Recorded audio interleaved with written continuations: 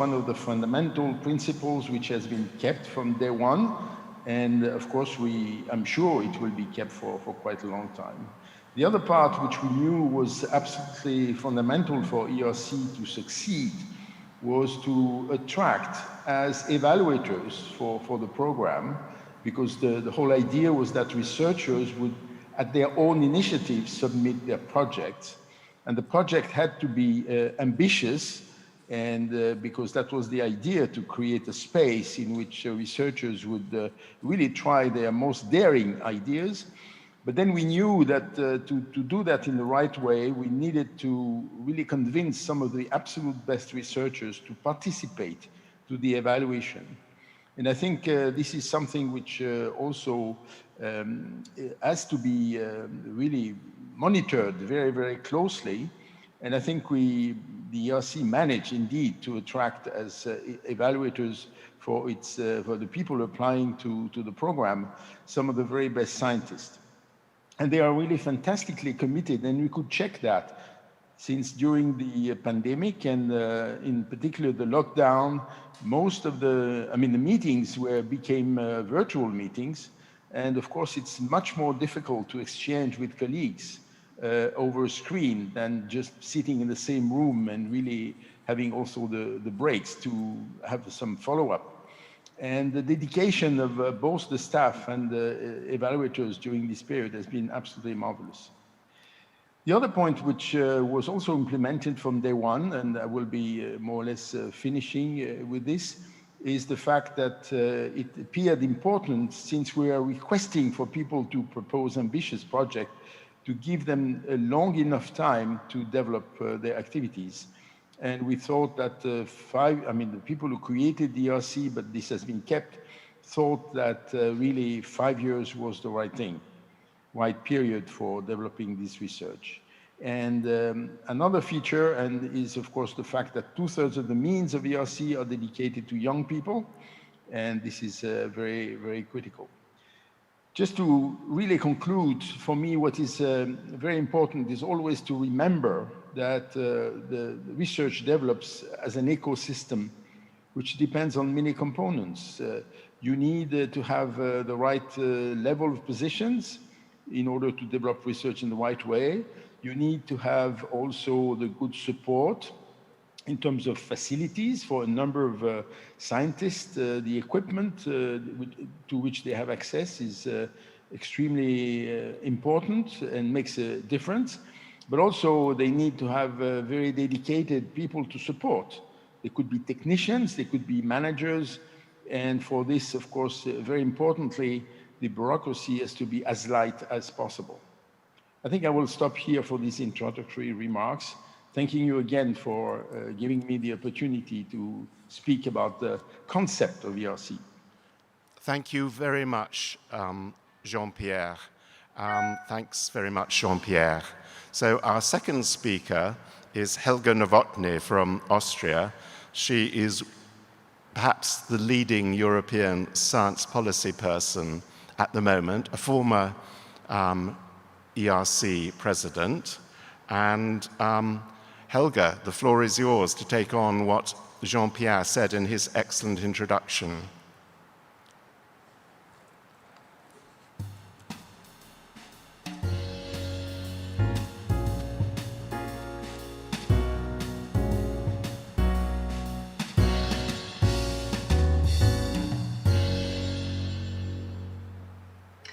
Thank you very much, Clive, and welcome everyone to this session. And Jean-Pierre went back to the past, a past that I remember very well. I was a founding member, and I went through these initial years where we had to negotiate on a day-to-day basis to implement the principles that Jean-Pierre mentioned. And for the success of the ERC, which it undoubtedly has become, I can only underline what Jean-Pierre said. It is important that it is PI-centered, it's the researchers, the scientists, who are the ones who bring their best ideas up, and we need the panelists, the best ones to evaluate. But as Jean-Pierre has talked about the past, I want to speak about the present and about the future. And let me be very honest, perhaps brutally honest. When I listen and read what is going on these days under the pressure of the COVID pandemic, we often, I wonder, and I ask this provocative question, do we still need excellence? Because I see a shift towards what people, in my view, wrongly call applied science. I see a shift towards what I call solutionalism, solutions just to be produced by pressing a button. And this is not the way how we will get the solutions that we need. And we also see a kind of flooding towards, the latest COVID-related research. Within the first 3 months of the pandemic, 40,000 scientific papers were published. So you can imagine much of it was rushed through. There was a lot of interesting data that had to be shared.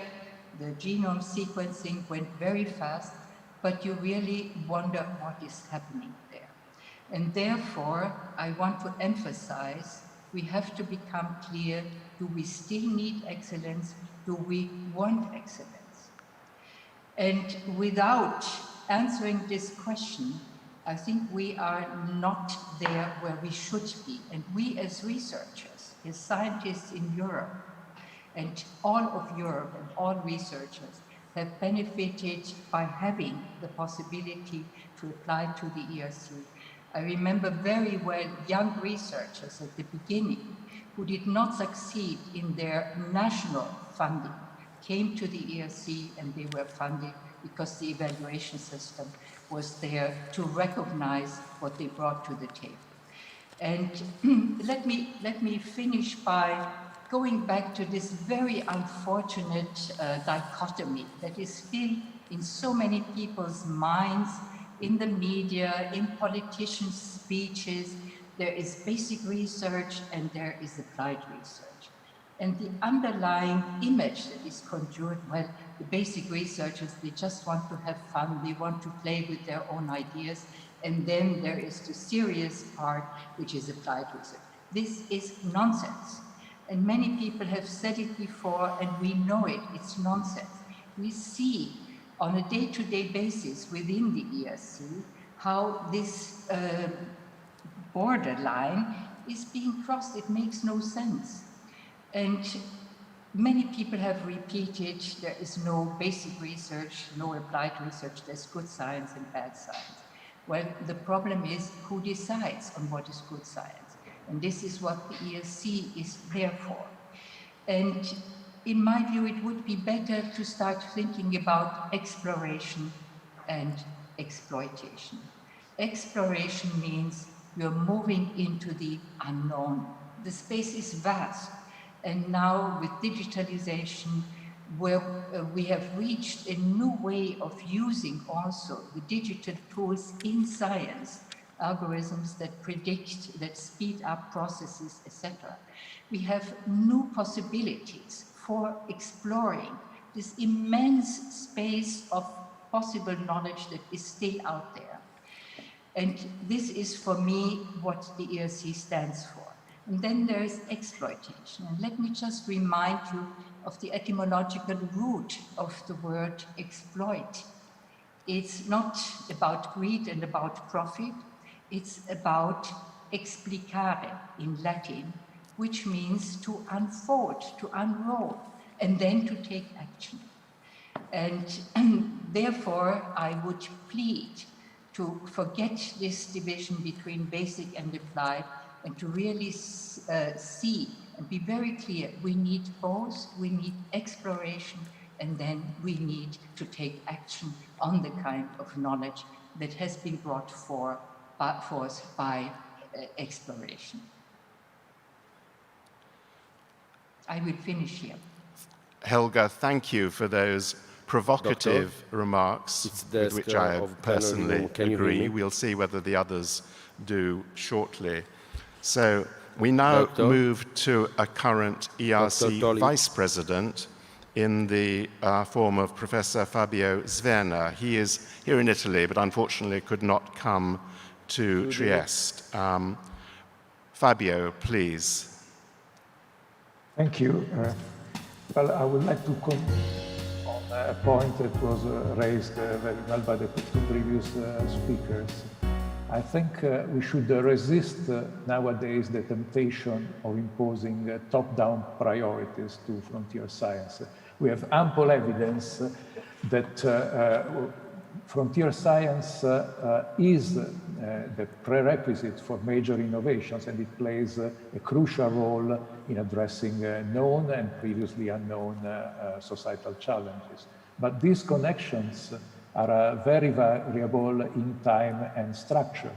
For example, when Röntgen discovered the X-rays, a few months later, the first radiography of a soldier with a bullet in his hand was performed.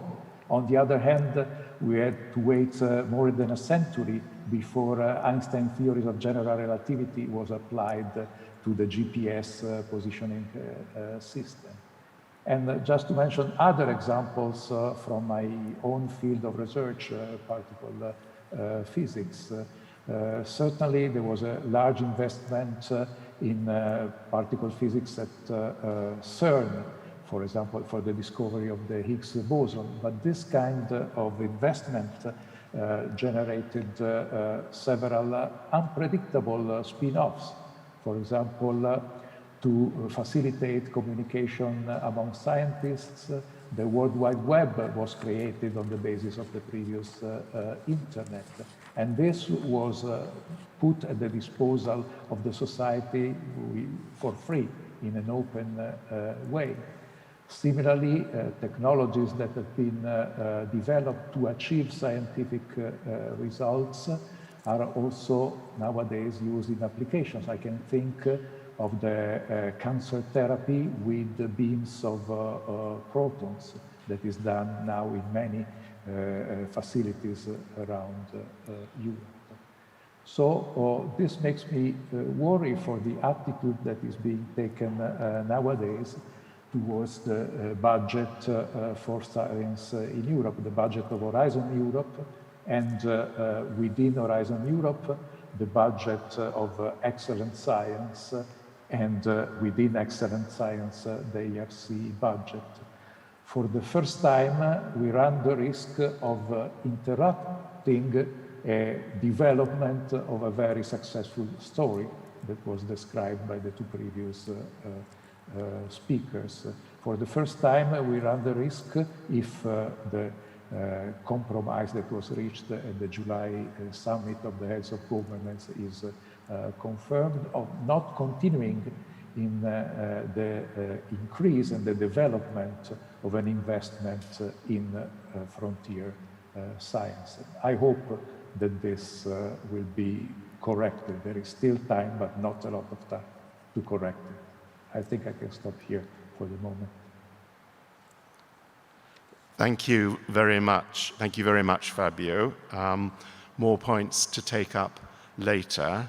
Our last two speakers are ERC grantees, and they're going to talk from their perspective of people who are getting grants from the ERC for excellent frontier research. First, we go to Croatia for Eva Tolic. Eva.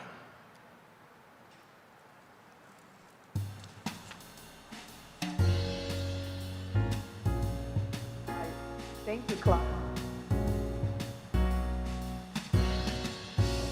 Just a second. You are waiting the end of business. 3, 2, 1, go. Thank you, Clive. So I will share with you my experience with ERC. So I work in cell biology. In particular, I work on cell division. And I have been working in different countries for more than 15 years. I did part of my PhD in the US. Then I did 2 postdocs, one in Denmark, one in Italy. And then I was leading a research group at the Max Planck Institute in Germany, which was fantastic. But after all this, I wanted to go back to my home country, Croatia, just for personal reasons, because I wanted to live there. But of course, scientifically, it wasn't so easy. Of course, I knew that. I returned to Zagreb, and after this, I applied for an ERC, and luckily, I got the ERC grant.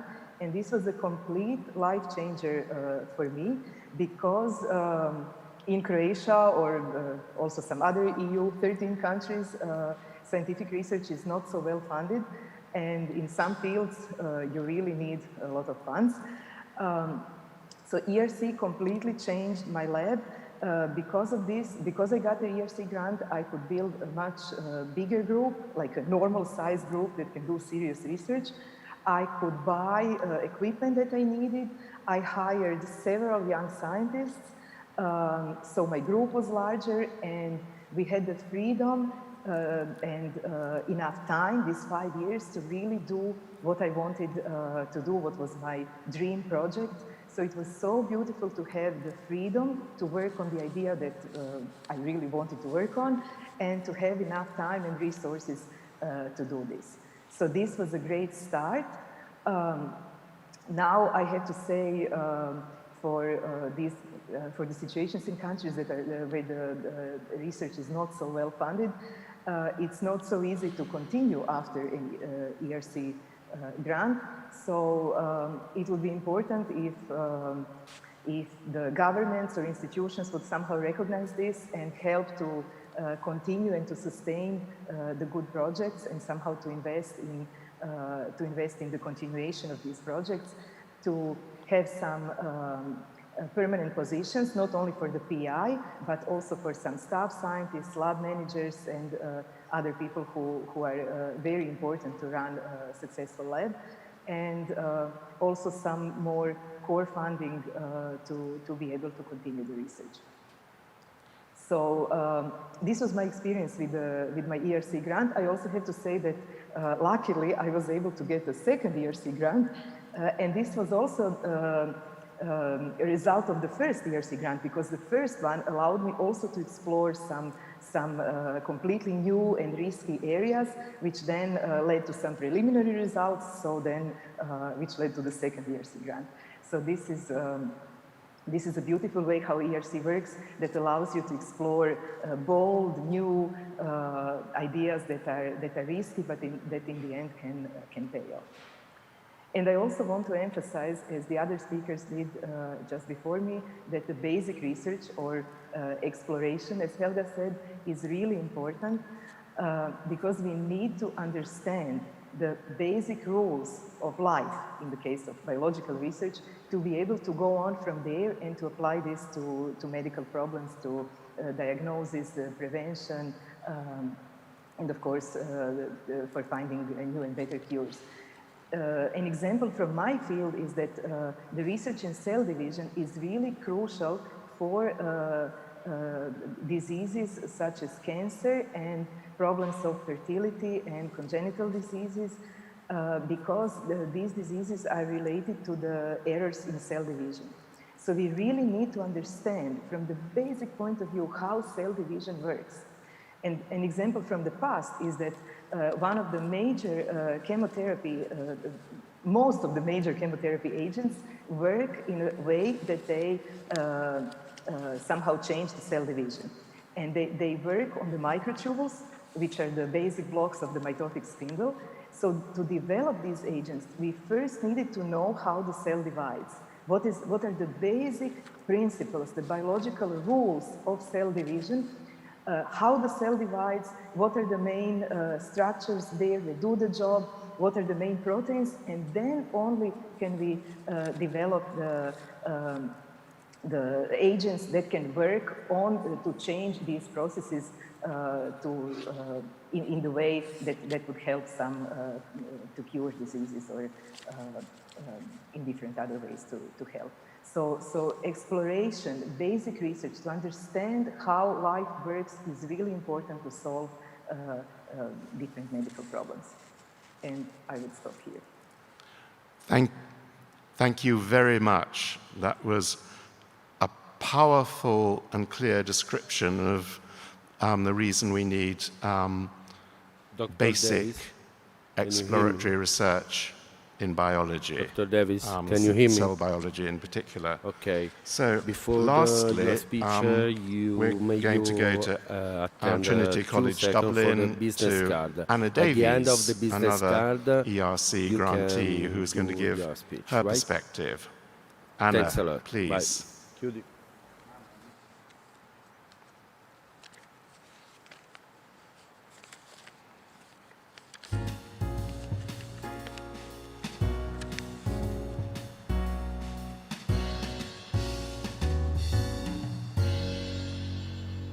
Three, two, one, go. Thank you, Clive. It's great to be here this morning and to contribute to this important discussion. From my perspective as a social scientist, the ERC grant scheme has really been pivotal in progressing foundational, explorational science, as we've heard this morning, in my field in particular, which focuses on sustainability science and the decisions that we make about that. I had personally the ability to do with an ERC grant something which would have been impossible within my national funding framework. Really the significance, not just in the scale of funding, but in the duration of funding, has really made it possible for the kind of exploratory foundational science in a field which hadn't been examined before. So my project had looked at the role of socio-technical innovation around sustainable food systems, with a specific focus on the role of ICT in helping to stretch and shape the way that we share food, not just with our friends and family, but also more broadly within that. Really, in this sense, the ERC was like the holy grail for my research career, and I very much support what Ivo also said about this space for being life-changing and career-changing for individual scientists. But also because of the scope of the ERC program, it also means that we are able to bring on a whole suite of team research-based projects. So I have worked with some amazing early career scientists throughout the project from lots of different disciplines, from life cycle analysis to anthropology, from political science to sociology. And really the ERC funding framework provides a way for building infrastructures of science. And I'd like to say that not only has this benefited me personally as a scientist and the research team, but also through the nature of public engagement with science. Through my project, we've been able to build a community of citizen scientists, of practitioner scholars, as well as basic scientists, if you like, and we were talking about that earlier. In addition, it's not that these projects work in isolation. Only yesterday I was on a panel with 2 other ERC holders working on similar issues, and there's a real opportunity for synergy at this notion of basic science, and that's been a real inspiration to me as well, working with projects looking at renaturing our cities, other projects examining urban sharing in different sectors. So the work that I've been doing looking at ICT mediated urban food sharing has really been able to bounce off and spin off other ERC funded research. And I think just for now, I'd love to open up the floor for more discussions about some of the really nitty-gritty issues that we're addressing here around funding of science. But from my perspective, it's really just a great honor to be able to conduct science as a public good. All of the outputs from ERC research are openly available. For my project, all available from the website, for example. And I think that this is part of our duty as scientists to communicate our findings in ways which are accessible to multiple different audiences. And this open data and accessible scientific agenda and science as a public good is only gaining strength in certain circles, and we really need to, I think, communicate this better with a wider public. I'm not going to continue this monologue now. I'd much prefer to get into a conversation and debate perhaps with some of the other panelists about the future of frontier science. So thank you. Thanks very much, Anna. I would urge everyone following at home or at work online to ask questions via the question facility on the ESOF app. I've got lots of questions, but one question has come through, which I will ask it because it takes us to the heart, I think, of the sort of political questions around the future of ERC and Horizon Europe. And this person, I don't have the name, says, as speakers have described, it might be difficult to continue at the same level of funding after the end of the current ERC funding period. What can be done at the EU and country institution level? I think we need to make it clear, and probably Jean-Pierre can answer this. It's not as if the ERC is being cut significantly, even if you get the worst budget outcome that you hope for.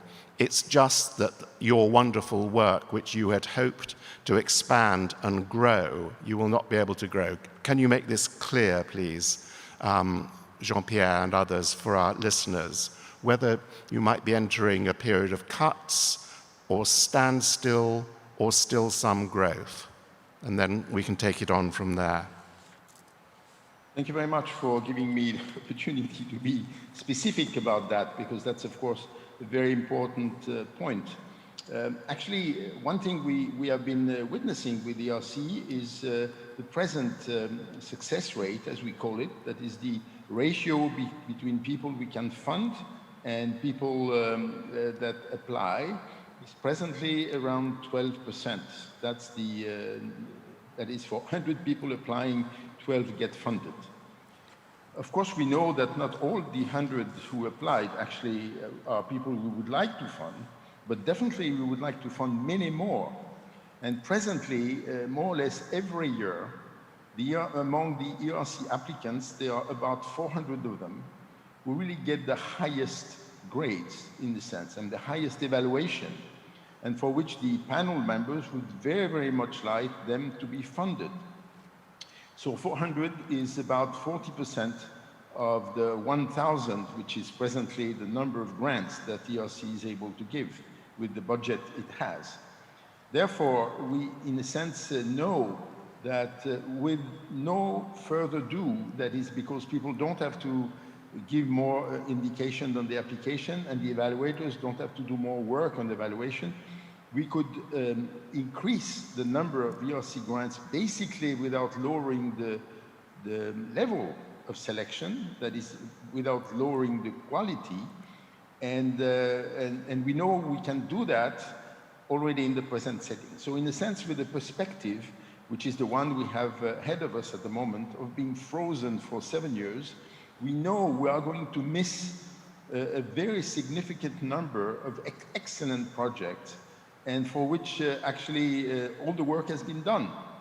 So this is one of the reasons why we argue that an increase in the budget of ERC is not just is a very sure bet, in the sense that we know on the past experience that actually this is really something this bet would definitely produce fantastic fruits. And of course, some of the people who are not funded a year get funded the next year.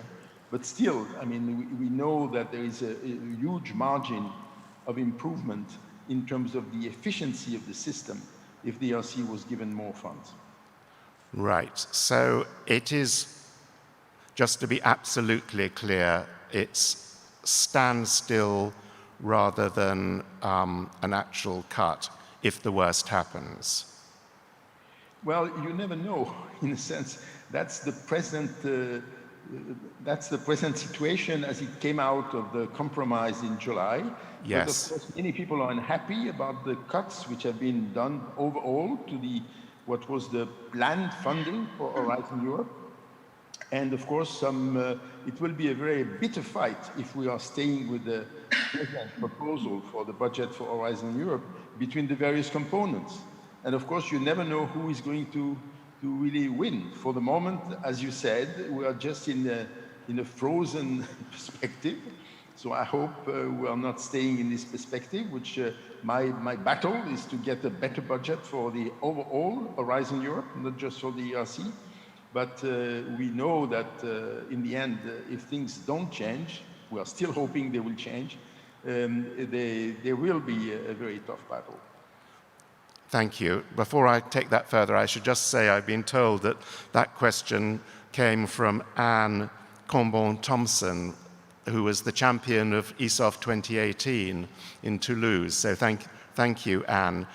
We do also have people here in the hall, and I'm going to take a question in the hall. But first of all, before I do that, I'm just going to ask Helga to follow up on what Jean-Pierre said about what a standstill budget would mean.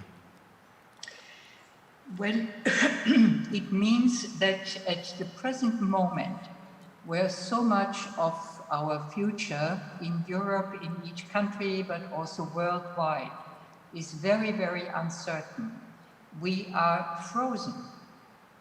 And this means instead of looking ahead, instead of looking for the opportunities that are there for the next 7 years to come, we sort of retreat and will continue with what we have at a very high level. But there is no room for the sort of dynamics that should come out of a crisis. A crisis means a lot of suffering for many people, but at the same time, it can unleash a dynamic to look forward and to seize the new opportunities. And where are they, if not in science and research? Thank you. Now, there's a gentleman here who has a question. If you perhaps go to the microphone there, we can hear what you have to say. And please say who you are.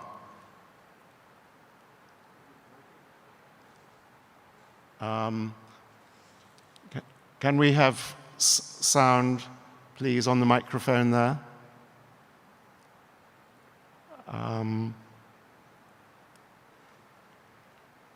Why don't, if you shout your question, I will repeat it.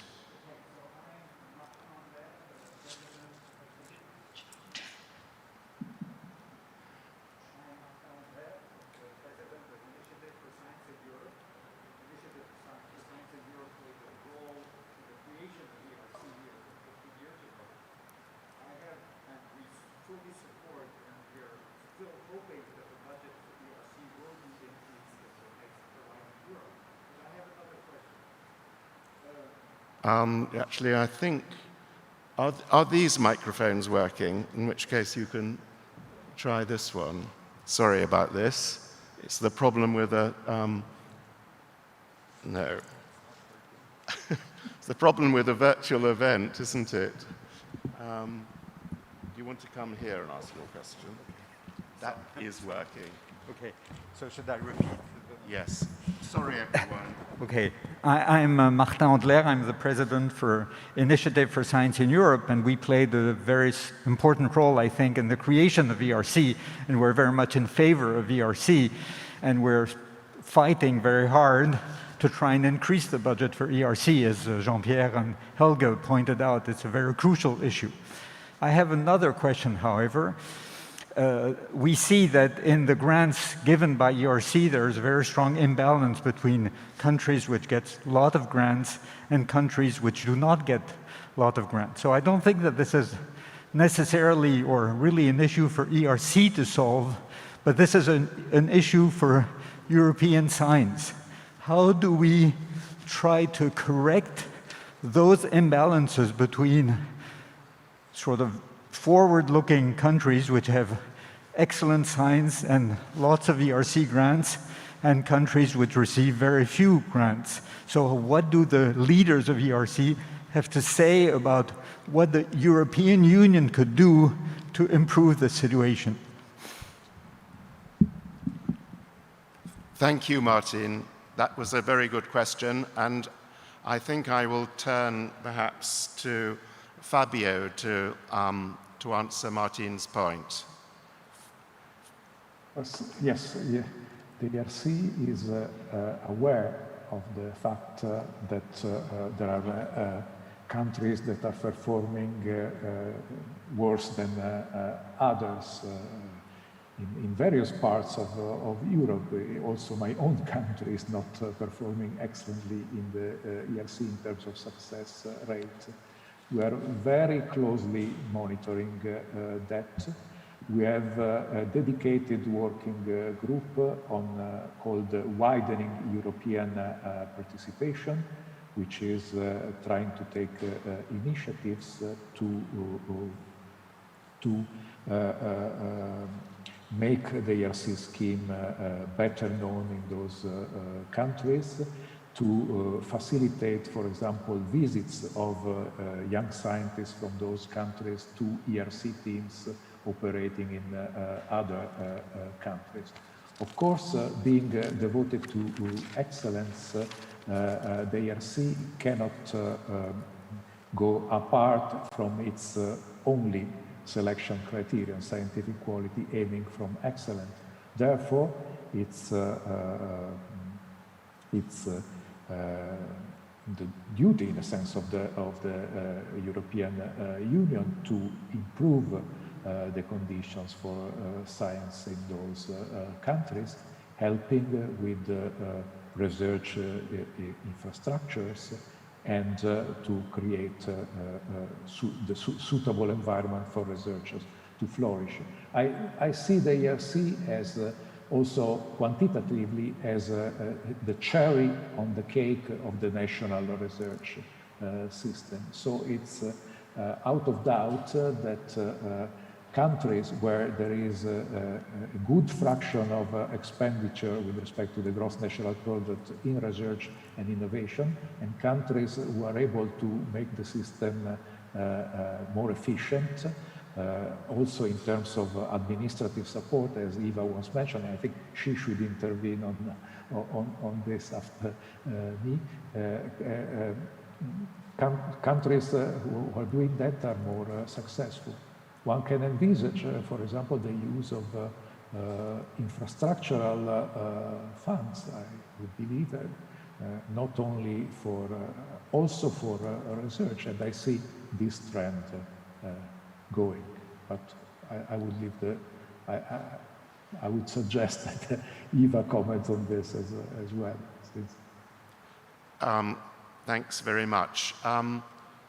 Eva, what do you say to people who say the ERC is under pressure to spend more money in Central and Eastern Europe, but surely the national funding agencies there need to do more? It's a sort of two-way process. Just take on that point.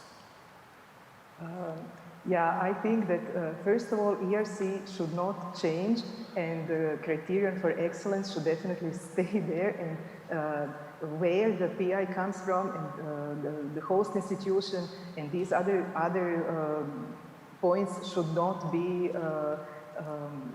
taken into account. The excellence is the only thing that should matter for the ERC. But I agree with Fabio that science, the level of science in general, should be somehow increased in these countries. It's not clear exactly how this should be done. Some part can come from the EU through these infrastructural funds, but this is also, I can see this in my country, it's a very slow process, and it's very hard to work with these infrastructural funds. For example, my institute has I think it has one of these big grants, but it's going on for more than 8 years and it's still not signed, so the money is still not there. It's just a very, very slow process. On the other hand, I think the countries themselves should invest more in science and somehow maybe reorganize the science, take a few places which are the best in the country and then really invest in them. To just invest in the best science that they have. And then if the whole level of science in the country is increased, then also there will be better candidates for ERC grants. And another point is mobility. These countries should also increase the mobility of their scientists, because somehow in these countries that are performing less well, the mobility is very low. So the scientists are used to the old-fashioned way. You enter a lab as a PhD student and you stay in the same lab, in the same building until you are retired. So this should definitely be changed completely, and scientists, when they are young, they should go abroad to different countries to learn new things, to get new ideas, and this will also help to help the scientists themselves to develop as a scientist and to develop new bold ideas that are great for excellent research and for ERC. Thank you, Eva. Those were excellent points. Does anyone else want to pick up on that? I've received some other good questions, but if anyone else wants to come in on that particular point, you're welcome. May I add just one thing, Clive? Yes? Just, one other point that should be mentioned, in my opinion, is the fact that besides the science it financed and the grants it gave, the ERC had a tremendous structural impact on the organization of science in many countries, and I can witness in my country, in the sense that research systems that perhaps were not, that were stagnating a bit with respect to the fastest running European research systems, pushed by the ERC example, were able to adjust and introduce more dynamism, more openness to young people to establish themselves earlier in their career and so on. So that's, I think, one aspect of the ERC that shouldn't be under-evaluated. Thank you very much. I've had, this is a good question, which I'm going to ask Anna to answer first.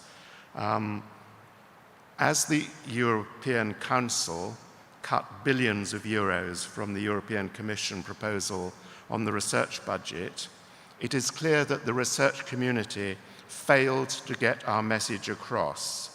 How can we do better in the future? I know this is something you mentioned in your initial remarks, Anna. What can the scientific community do better to improve the way its message is getting across to the public and media and through them to the politicians? I think everyone should answer this because it's an important point. But Anna, you start, please. Yes, thank you. No, it is a really important point, I think it holds for the entire university sector, both in relation to teaching and research. We need to be better at communicating what we do and what value we bring to society, economy, the environment, health, and all these different areas that the diversity of science addresses. I mean, one of that ways of doing that is simply talking to different audiences, and there are many, many different routes through which we can do that now, both online and through mainstream media channels. It's not that every scientist has to be a science communicator, but there needs to be some element within the training of scientists about this process of communication to different audiences, and providing, again, the infrastructure to support scientists to do that in a better way.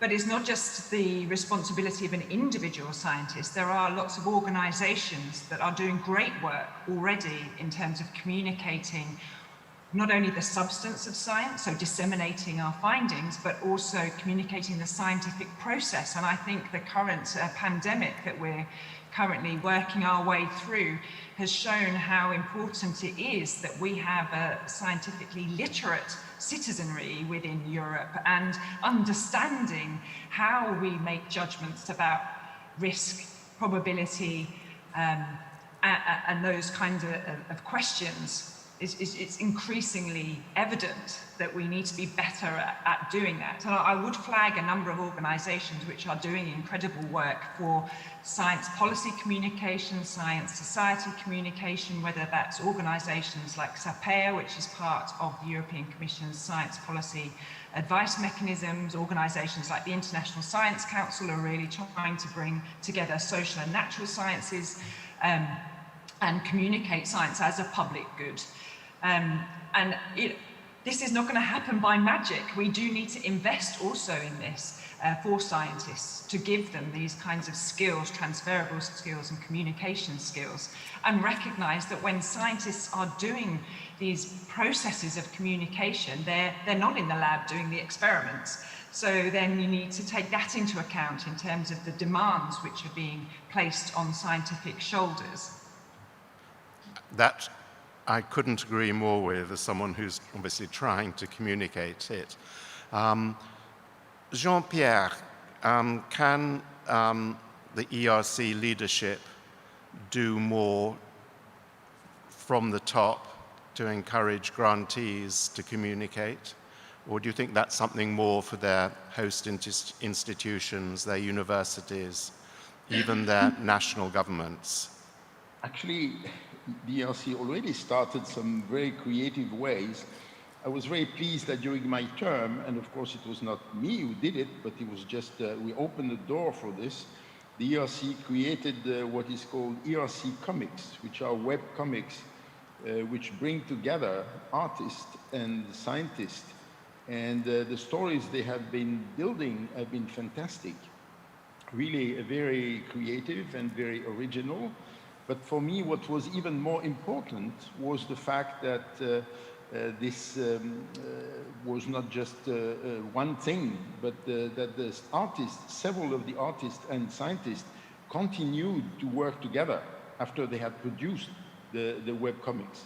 So this was one example of an initiative which was quite original. At the beginning, some people said, well, that's crazy, it's not going to work. It was just the opposite, it worked beautifully. The next point I want to say is that also before I finish my term, the ERC, at the initiative of the communication unit of the agency, created the special awards for the public engagement. And actually, Anna is one of our laureates for this. But what was very interesting is that that was the first time this was tried, and the number of applications received was something like 170 applications. And so the people had to show what they had been doing in various areas of engagement with the public in different forms. So it shows that at the level of ERC and at the level of the agency supporting the ERC, this is taken very seriously and very professionally also. And I think Fabio was the member of the Scientific Council who was in this jury, so he can report very directly on this. But if you allow me just one more word on the very peculiar situation we are after the pandemic. You know, for many heads of governments or heads of state, the present situation is totally unheard of. And it means that just to keep the society going, the amount of money which had to be mobilized and really without any precedent, just to keep things going in some way, is so huge that actually nobody really knows where we're going. And so in a sense, one can understand that without having a visibility for 6 months, a year, talking about a framework program for 7 years is really an unbelievable challenge. So I think the key point is to obtain, in a sense, that people for a minute think that when they are talking about the next framework program for the European Union, they are talking about something which is going to regulate the funding for 7 years. And when at the moment, the visibility is just a few months and not even a year. So you see this unbelievable challenge of mitigating between the immediate decision, which will have an immediate impact, and the long-term vision, which is absolutely indispensable. In the Chinese say, you know, there's this expression, taking the long view, which I think is extremely important these days. But of course, it's extremely difficult to obtain that politicians take a long view in these very difficult times. Yes, very good point. So Helga, are scientists, I'm sure you'll say they're not doing enough, but could they be doing more to help politicians take the long view that Jean-Pierre has so rightly pointed out that we need. I mean, this is all related to public communication of science. Yes, I would say what has happened over the past decade or so in terms of scientists communicating to the general public has tremendously improved.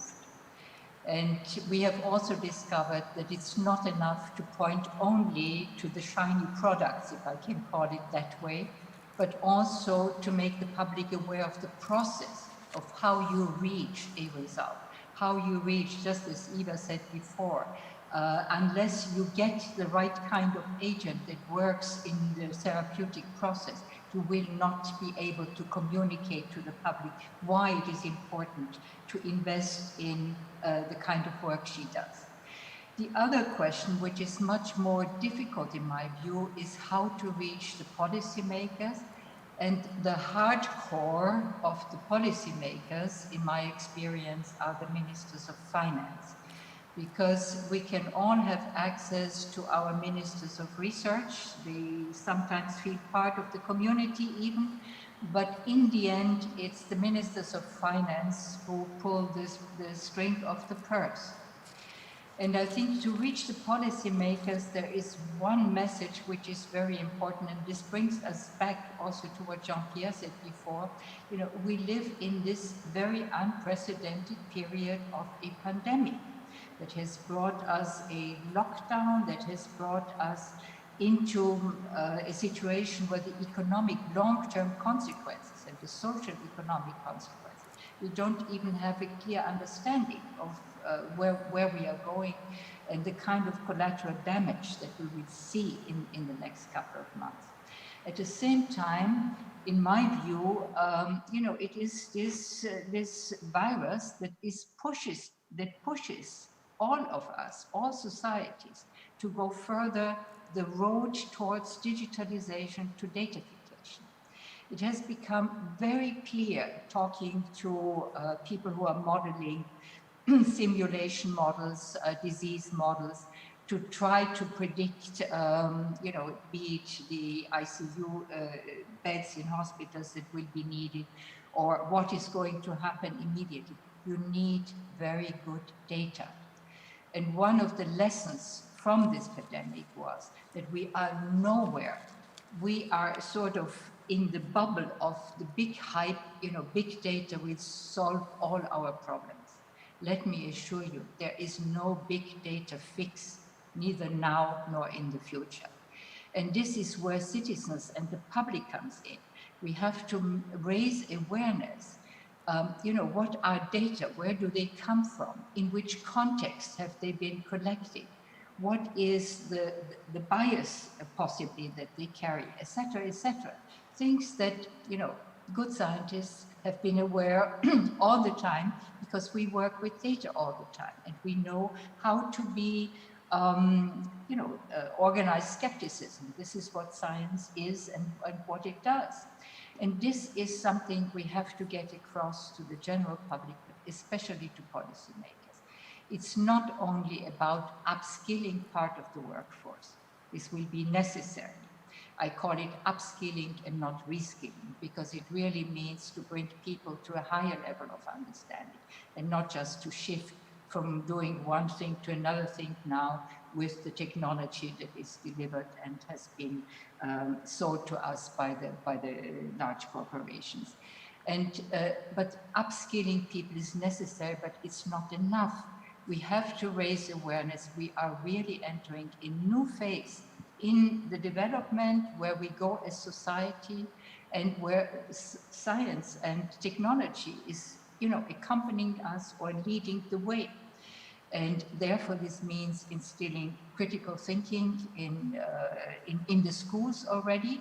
You know, we complain about the youngsters being taken in by fake news. We complain about conspiracy theories, etc. You have to start in the schools with instilling the kind of questions that young people, you know, almost naturally, and because they are curious, want to ask, and give them the answers that come from science.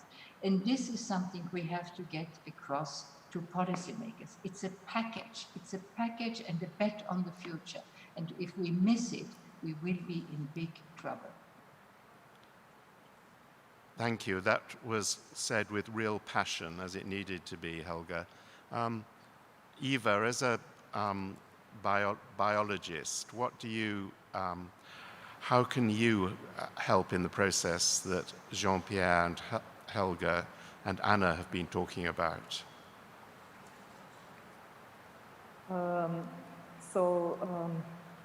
Well, I'm trying, from a personal experience, I'm trying on the level of Croatia. We are trying to talk to the policymakers. We are, and as Helga said, we have a very good relationship with the Ministry of Science.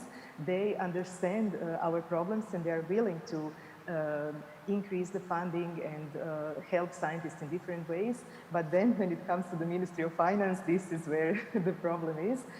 I have to say that through this talking about ERC and excellent science and so on, we managed, the Ministry of Science managed to make one small thing, but it really helps, and this is to give all ERC grantees in Croatia, after the project finishes, 2 positions. They can choose between 2 PhD students or 2 postdocs, or 1 PhD student and 1 postdoc.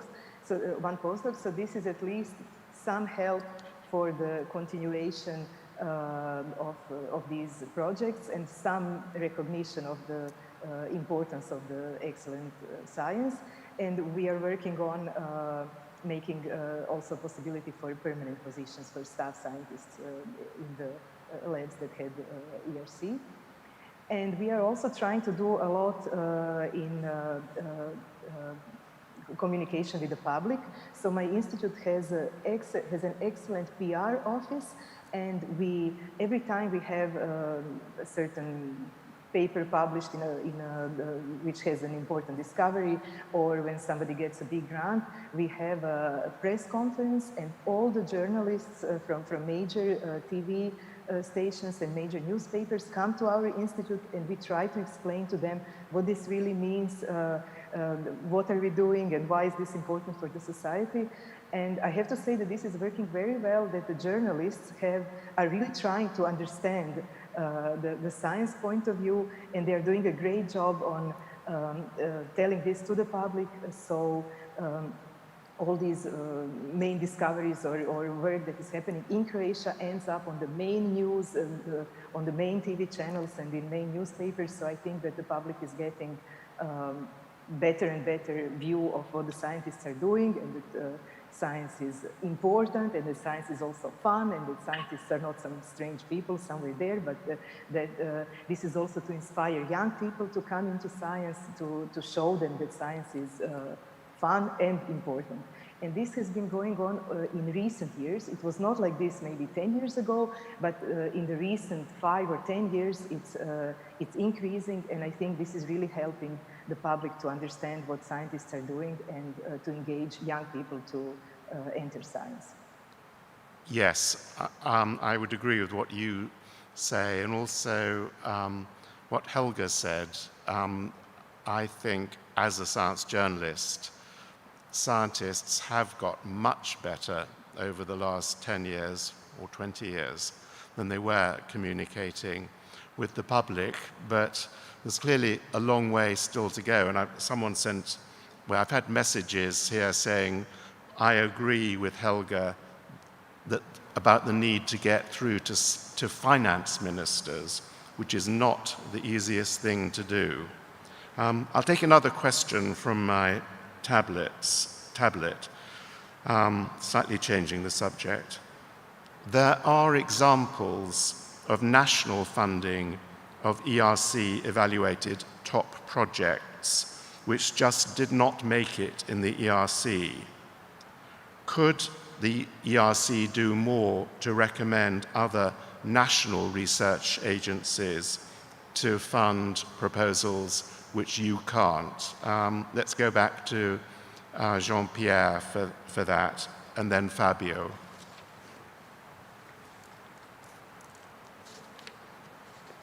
Well, this has been one of my jobs, actually, as president of ERC, to talk to ministers, to try and convince them that there was worth having at national level some funding available for what we tended to call the unfunded A's. That is, the people who got an A, the best possible grade in the evaluation of the ERC, but that in the end, as I mentioned, we are not able to fund.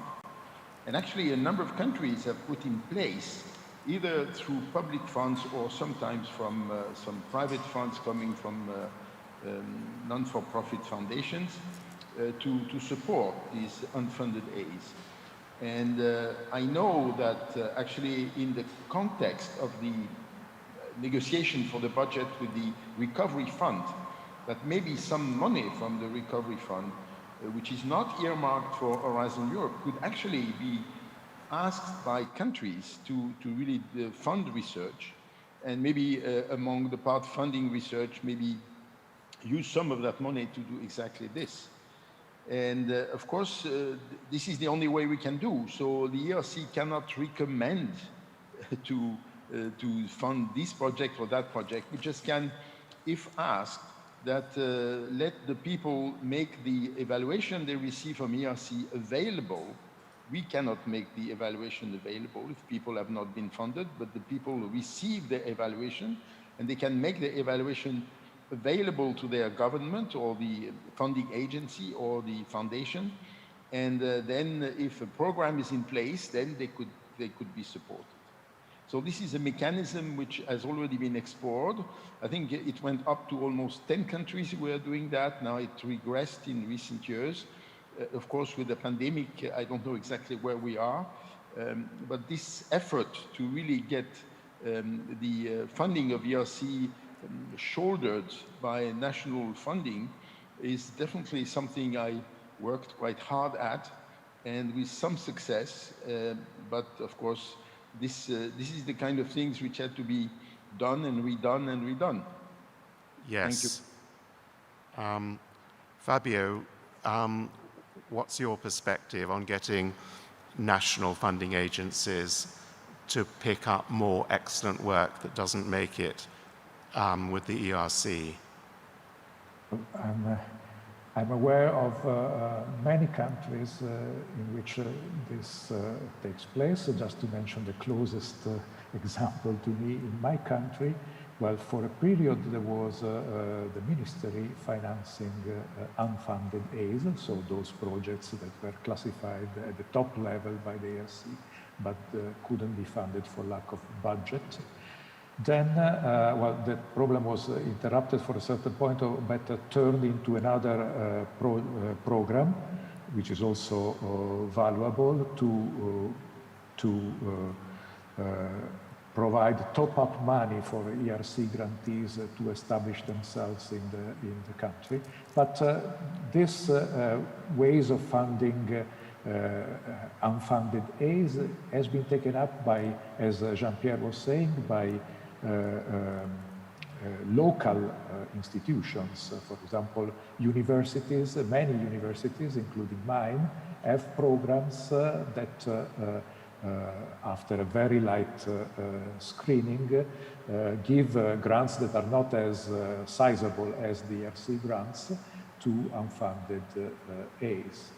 Just to come back to a point that was touched before, you need knowledge and science to solve problems, also the problems of society, but you need excellent science, you need good science. So in all this, also to give advice to politicians, the peer review system of science is fundamental.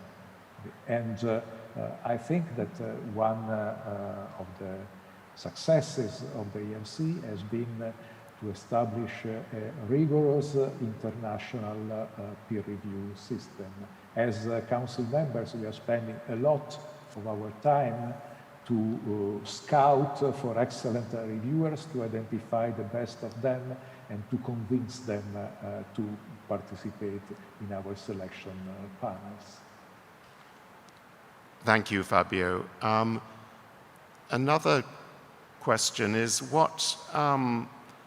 is going to happen about opening the ERC up to opening to the world to collaborate with researchers and funding agencies outside the EU. I don't know how much this issue is tied up with the budget or how much it's a separate issue.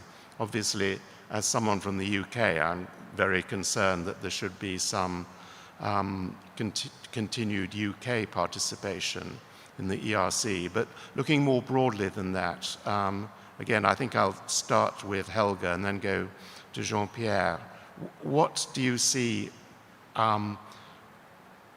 is the scope for making your excellence worldwide? Well, from the very beginning, it was clear that the ERC is open to researchers, the best researchers from anywhere in the world, provided, and since it is European money, the stipulation was that the PI that has an ERC grant has to spend 50% of his or her time at a European host institution. Now, this is a reasonable proposal because you can also split the time. You can come for 2.5 years, or you can arrange your visits to the European lab or your research group in any way you want. The problem in practice turned out that you need already to have contacts with such a host institution. I spent some time at the very beginning to make the ERC known. Now the ERC is known and admired all over the world. But in my time, we had to go out. I remember I spoke in India, I spoke in New Zealand, in Japan and in other places, just to tell about the ERC. And afterwards, the interest was always very great. But then it came back to this sticking point. How can we get in touch with a university, with a research lab that is willing to host us? And then we came up with the idea, in order to facilitate researchers from outside of Europe to get to know and to make themselves known to European research groups, is to have agreements, and we started with the National Science Foundation as the sort of sister organization, to have people whom they select, and we, ERC, was willing to match them with labs. So several of these people coming from the US into European labs and see, what is happening, so they become part of the ERC team. This has to be matched, of course, in terms of research interest, that's obvious. And then this scheme was extended to other countries. But it still remains a point which is difficult to solve, because you have already to have relationships. On the other hand, this is how science works. Your collaborators usually, and science is very collaborative in terms of international collaborations, but usually your collaborators are people whom you already know. You know why you want to collaborate with them. You know their work, you know it is complementary, etc. This is how science works, and this has to be kept this way. But we were also very clear, the ERC is not a mobility program in the sense that we now invite the entire world to come and work in Europe. On the other hand, I would say the kind of scientific reputation that the ERC has gained all over the world is very encouraging, because researchers now everywhere know about the ERC. They admire what the ERC does. If you look at the National Science Foundation right now, people are complaining that there is a shift in funding away from the kind of exploratory work that I was talking about. So there's also a bit of envy even around the world in terms of what the ERC is able to do. But then to involve these people, you still have to have some kind of previous collaboration to make it work. Okay, that's a good answer. Jean-Pierre, can you take that any further, looking to the future? Yeah, I can take it first to give some figures. At the moment, the number of countries with which ERC has agreements that Helga initiated with the NSF is 12. And actually, there are some countries like Japan where we have not just one partner, but several partners, and even some more want to come. So for sure, at the moment, the visibility of ERC is big enough that actually a number of organizations in the world are really, are very keen on having a collaboration with ERC. And I must say that at the moment, the two countries which are taking the most advantage of this scheme are South Korea and Brazil, to the surprise that the NSF finally agreed that the way they defined the collaboration was too narrow, and they agreed to broaden it to more mid-career scientists, and we hope it's going to push that. To look into the future is indeed part of a new feature of Horizon Europe, which is called Article 12, which for the moment has not yet been agreed. So it's still a question mark in some sense, but it was the initiative of the Commission, and in particular of Commissioner Moedas, who at that time was in charge. That was corresponding to one of his, he had 3 O's, and one of the O's was open to the world. And he really wanted the program Horizon Europe to be open to the world. So the idea of this Article 12 is to make it possible for other countries to become associated, not just the ones who are geographically close to Europe. And the obvious names, of course, are Switzerland. The case of Norway is a bit special because Norway is so close to the European Union, it's almost within. But of course, Switzerland, Israel, but there are many others. I mean, in the Balkans, the countries are there. There's also Tunisia is another country which is associated in the present scheme. But the idea was to open up the possibility for other countries to join, like Japan, like Singapore, like New Zealand, like Australia, like Canada, South Korea, and definitely some of these countries showed some interest. And so we are still in the process of knowing how this Article 12 will be formulated exactly. But one of the principles, which of course touch upon what you, Clive, mentioned, or the question you raised, is how is the funding?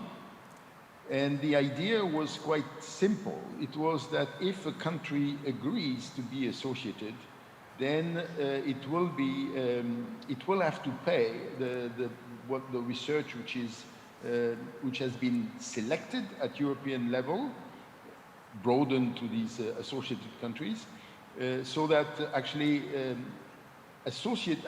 funding research in these newly associated countries will not actually have an impact on the amount of funding going to European teams in Europe proper. Of course, the elephant in the room, as you pointed to, is the UK. So with 2 questions, will the UK be interested in joining? And will the UK accept this scheme that I just described, that in the sense they accept, let's say, with the ERC, that some UK-based researchers apply to the ERC decides to fund them, decide to select them, and then the UK has to fund them. So altogether, you should know that the present amount of money going from the ERC to the UK is very, very substantial. It's about 400 million euro a year. So this money will not come from the European money, it will have to come directly from UK sources. And of course, it's a substantial amount of money, but that's what is contemplated at this moment. As I said, there is no agreement on this. One provision which was put by the European Commission, and this is being discussed, is that if a country decides to be associated, it has to be associated to a whole pillar. So you know the pillar 1, called Excellent Science, covers ERC, but also Marie Sklodowska-Curie actions and the large infrastructures. And pillar 2 is a more comprehensive one, and pillar 3 is centered on innovation, and probably association with the Pillar 3 will be more complicated because part of its funding has a slightly different nature. It's not just grants, but it could also be financial support. It could be loans. It could be really some other things, which of course for countries outside the European Union will be probably more difficult to accommodate. Thank you. That's a clear answer. I've had some more questions. I don't think we'll have time to get through them all, but I will try because we've got to stop on time at 10 o'clock. One picks up something that's, of course, been mentioned already, and that is COVID-19. And it's a simple question. How will the pandemic emergency influence the future orientation of scientific research, if at all? I think, Anna, why don't you start to answer that? I mean, I think that there's going to be impacts in the short, medium, and long term. I mean, immediately, as the process of science has been affected by physical proximity, about the ability to do research, to gather data, and the constraints around mobility, that's an immediate impact. Hopeful that in the medium to long term, if and when the policymakers, the policy shapers have an opportunity to take a more strategic view, that the experience of the pandemic and the underlying causes of that are built into scientific programs for investment. I mean, I think it's important to just reiterate what's been said in the previous kind of rounds, that science is the kind of preeminent transnational community. And I think, you know, as this keystone for innovation, the application of the scientific findings, a key component of economy, society, and environmental actions. And we kind of underinvest in science at our peril. And I think perhaps some of the foundations for the pandemic that we find ourselves in have been to do with an underinvestment in the exploratory science, this high risk, high gain science that the ERC really stands for. Yes.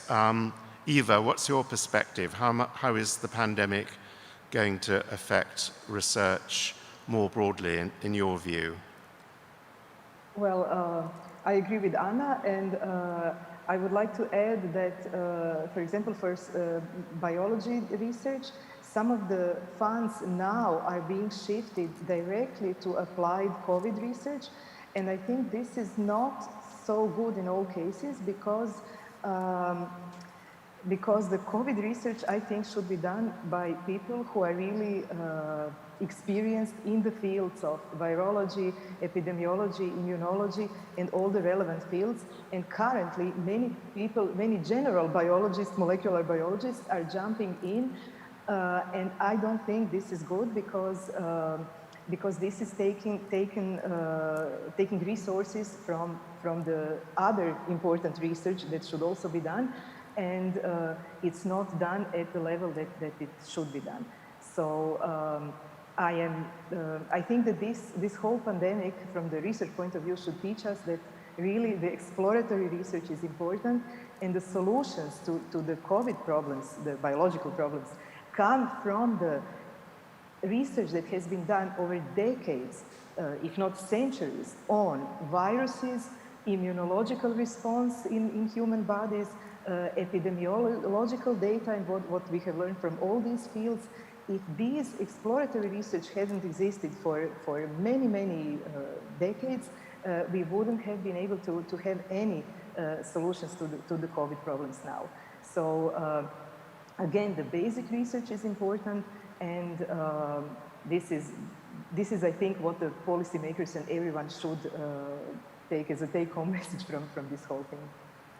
Helga, in your opening remarks, you expressed concern about this. Can you expand on what you think, what damage this could do, this emphasis on rushing into COVID-19 in a slightly unthought out way? Well, it follows on to what both Anna and Eva said. I think it's an unhealthy development if we just pour money into a field because we have an immediate problem, because we know the solutions have to be robust solution based on new knowledge that needs to be generated. So I fully agree with that. Turning towards the medium and long-term impact, I cannot predict it either, but I can tell you what I think they should be. And I think the COVID pandemic has brought home two things among others. First, that we are not as much in control as we thought we are. And this gives pause to reflect in many dimensions. But that in terms of research, we really have to come up with a new form of working in an interdisciplinary or transdisciplinary way. We are discovering on a daily basis what social scientists have been saying for decades, how closely related health is with socioeconomic factors. And it goes through every kind of disease. It goes through the life course. It affects the mortality, morbidity figures, the comorbidity, etc. All the statistics and data we have, you can see through the medical and the bio part, you see the social and economic factors. And this has to be brought in if we want to move on in the future. And also, I mean, somewhat closer home to Eva, you know, we also saw some completely unnecessary rivalry between, you know, what do virologists have to contribute and epidemiologists, etc. We need a broader understanding of what the different contributions from various disciplines have to be. And the social sciences have to be brought in, because there are the consequences that we will have to deal with, but even the phenomena. It is a socio-economic, biological, and medical problem that we are facing. And unless we come to grips with that, you know, we will not be able to really unfold in terms of when you spoke about exploration and exploitation, unfold the potential that research in this area in the future should have. Thank you, Helga.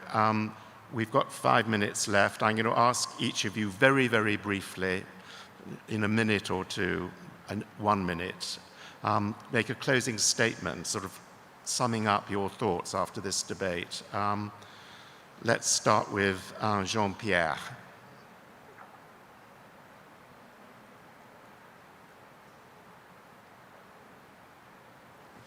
Sorry, we can't hear you. Can you hear me? Yeah. I can now. Okay, very good. I just want to react to just what Helga said and then unfold to my conclusion. Really, one thing which was shown is that this pandemic came out of all of a sudden, and nobody planned it. And at the ERC, there were 160 projects which actually were relevant for the pandemic in its broad dimensions, which of course is very instructive. But the main quality which proved to be the way of doing things was to use flexibility. And the ERC showed a lot of flexibility and encouraged actually researchers, if they saw a possibility of changing slightly their perspective, they would be allowed to do that without further complication. My conclusion is very simple. I think Europe has been able to build with the ERC a system which proved its relevance and its efficiency. And I think there is not so often that Europe does that at such a level. It is copied in a number of countries in Europe, outside Europe. And therefore, I think it's a proof that Europe, if it is daring, can do fantastic things. And I think after you have realized it, then you should clearly continue to invest in such a success. This would be my conclusion. Thank you. Fabio, a very brief conclusion, please. I think that the COVID-19 crisis has shown us the usefulness of apparently useless knowledge and of interdisciplinarity and of curiosity-driven research. We saw that COVID-19 is being attacked by social scientists, mathematical physicists, data scientists, and all, of course, medical doctors, etc. So we don't know what the next big emergency will be. To be prepared, we have to invest broadly in frontier research. Thank you. Anna? Yeah, thank you. I think I would just like to reiterate that, and this has been clear from this panel, that science of all kinds, natural, social, humanities, can be frontier. I think if we are to address some of the many global challenges that we face, including climate change, but many others, biodiversity loss, social inequity, we really have to have this space for the kind of science that ERC permits and the freedom to choose the topics, the ideas, the hypotheses is significant. And this scientific freedom allows people who have creativity, imagination, to be able to address some of the most intractable, complex, wicked problems that we're facing today. And I would say that to continue the good fight of defending the free and responsible practice of science. Hear, hear. Eva. So very briefly, just pure or fundamental research is really important. The research that is driven by interesting questions, by curiosity, by new ideas, by bold ideas is really important and should be properly funded by ERC as it is now and by other agencies. And Helga, you have the last 30 seconds. Thank you. I started out with the question, do we still need excellence? And I think the answer is clear, at least from this panel, but also I hope from the wider audience. But excellence is never one-dimensional, and we have to keep this in mind. And let me just reiterate what I said before and what also Fabio and others took up. You know, the kind of new way of working together across the established academic disciplines. I think this is one of the most urgent things that needs to be done. And it needs the freedom and the usefulness of seemingly useless knowledge has been proven again and again in history. And it's a very forceful reminder that the ERC is much more than about receiving a big grant and having 5 years to do what you like to do. And the ERC is at the forefront of a societal development that starts now with this pandemic. We are pushed into digitalization and datafication. And there the ERC can be a leading agent in terms of showing how we can cope and develop this kind of long-term vision and strategic thinking that will be needed to be able to cope with the uncertainty of the future. That is a beautiful last thought. Thank you, all of you. You've answered the questions beautifully. Thanks for listening. Thanks for the questions I've received from people online. Very, very good questions, excellent answers, and bon courage. Thanks. That's it to the UK.